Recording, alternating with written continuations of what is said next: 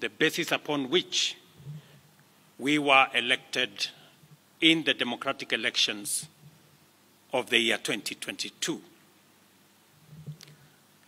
We have achieved significant progress in increasing food production by reducing the cost of farm inputs, thereby lowering the cost of food and lowering the cost of living. We have stabilized the economy by preventing what was an imminent debt default. We have stabilized fuel prices, lowered inflation to an all-record low of 4.6%, and we have stabilized the foreign exchange regime. We have implemented radical changes in the education sector, including resolving the CBC question.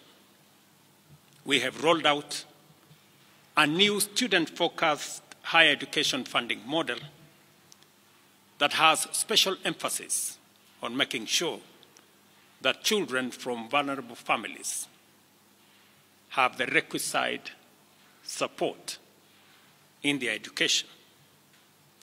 We have also improved the student-teacher ratio in both our primary and secondary schools by hiring an additional 56,000 teachers and also hiring an additional 2,000 tutors for our TVET institutions.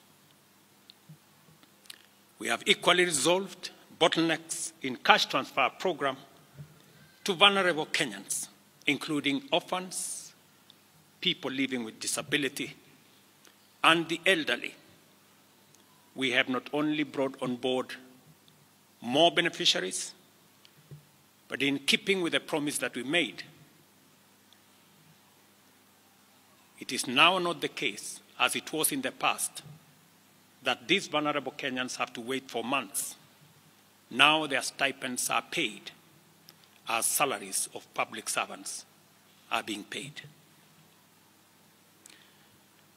We did roll out the Hustler Fund that today benefits 2 million Kenyans.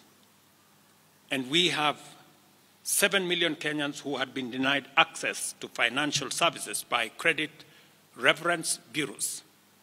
They are now off the blacklisting roll. Our affordable housing program has now more than 100,000 housing units under construction. The first cohort I will be launching in a couple of months to new homeowners. And we have 160,000 young people across Kenya that are employed under this program. To expand manufacturing, value addition, and agro-processing as a key contributor to job creation, 18 county aggregation and industrial parks and 6 new special economic zones are under construction across Kenya. And at the same time, we have 200 fresh produce markets that are at various stages of construction to support our farmers with access to markets for their produce, in keeping with the commitment we made to our mama mbogas. To accelerate manufacturing, last year we imposed levies on importation of clinker that can be manufactured in Kenya.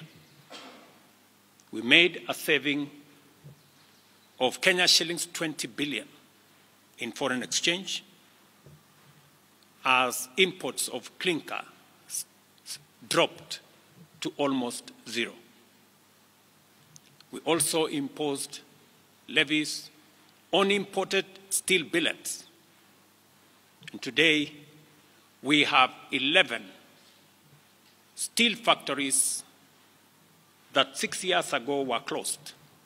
They have started operation, hiring 16,000 Kenyans, and last year alone, we saved 120 billion shillings in foreign exchange as a result of this intervention.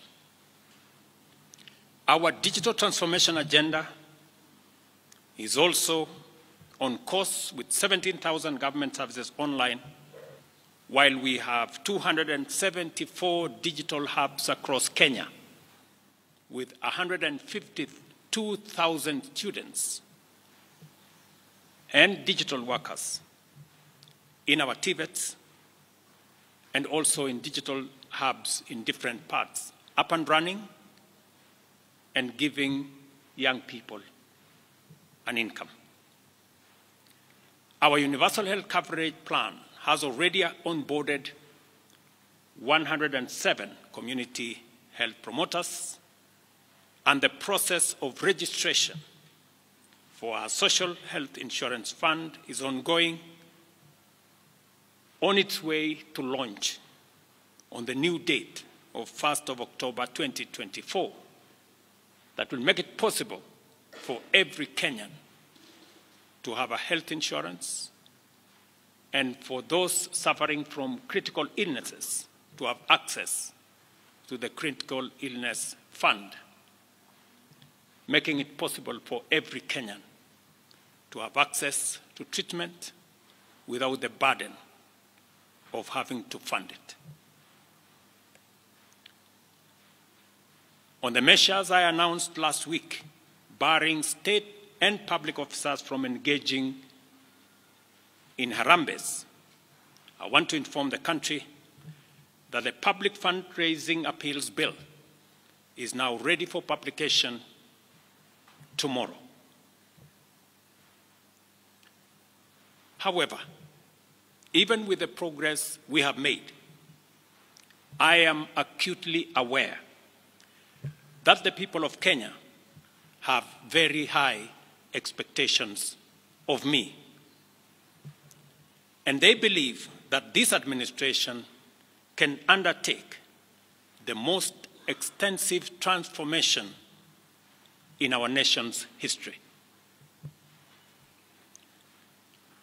Recent events that necessitated the withdrawal of the finance bill, which will require a review and reorganization of our budget and fiscal management, have brought us to an inflection point.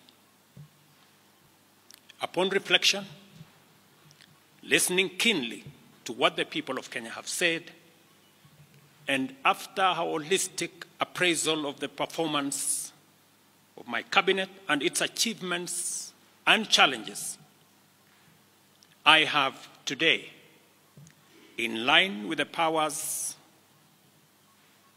given to me by Article 1521 and 1525B of the Constitution and Sections 12 of the Office of the Attorney General's Act, decided to dismiss with immediate effect all the Cabinet Secretaries and Attorney General of the Republic of Kenya, of the Cabinet of Kenya, except the Prime Cabinet Secretary and Cabinet Secretary for Cabinet Secretary for Foreign Affairs and Diaspora Affairs. And of course, the Office of the Deputy President is not affected in any way. I will immediately engage in extensive consultations across different sectors and political formations and other Kenyans,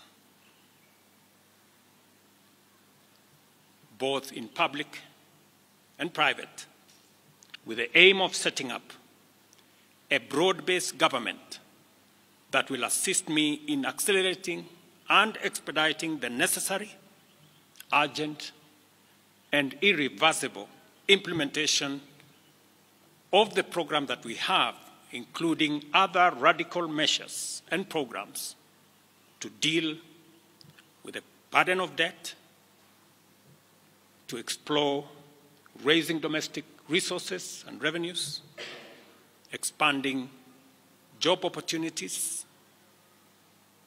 eliminating wastage and unnecessary duplication of a multiplicity of government agencies, and slaying the dragon of corruption, consequently making the government of Kenya lean, inexpensive, effective, and efficient. During this process, the operations of government will continue uninterrupted under the guidance of principal secretaries and other relevant officials. I will be announcing additional measures and steps in due course. Thank you very much, and God bless our great country, Kenya. Asanteni sana.